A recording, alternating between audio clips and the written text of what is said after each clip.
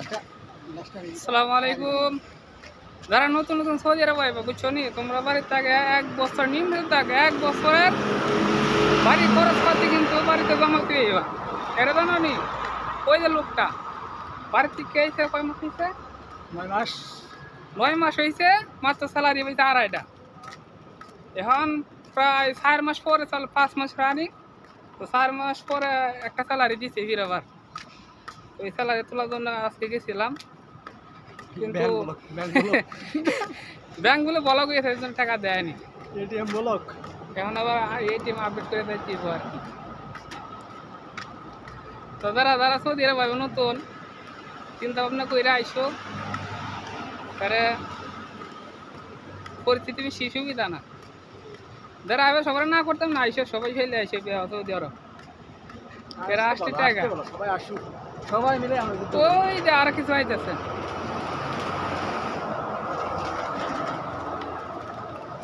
ঠিক আছে, আসসালামু আলাইকুম দেশিরা। এই তো পারভেজ বদলু বারে দেয়া আমানুল্লাহ স্যালারি উঠেছে। কয় মাস পরে দিতে স্যালারি উড়াইতা? কই স্যালারি উঠেছে এটিএম ব্লক।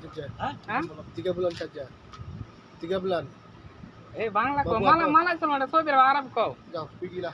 তাহলে দেখো 4 মাস পরে স্যালারি তুলে দিতে দলবান যা কিছু করার নাই। এ পিগিরা মালয়েশিয়া বাদ দাও, সৌদির কথা বলো। কেরালা তানি কোম্পানির রো শারিকা। তো যারা যারা বিপদ হতে না চাও, তো জানি ওই না তারপরে বিদেশ আইসো, 4 লাখ 5 টাকা লাগাই আসবা। হিম্মত থাকলে হিম্মত 4 মাস 5 জেদা পাওয়ার। 4 মাস 5 মাস পরে এক একটা স্যালারি তুলবা। হ্যাঁ, শরীরের ভিতরে পাওয়ার থাকতে হবে, জেদা পাওয়ার।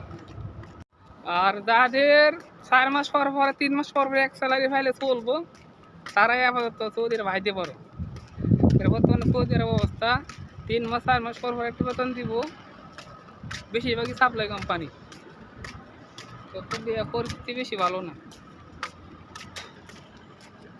মানুষেরা না করতে মানুষের কথা শুনে না, সবাই খালি বিদেশ আবার লেগে পাগল। যারা বিদেশ আইছে তারা বাড়ি যাওয়ার লেগে পাগল, আর যারা আইছে না তারা বিদেশ যাওয়ার লেগে পাগল। তুমি কোনটা পাও?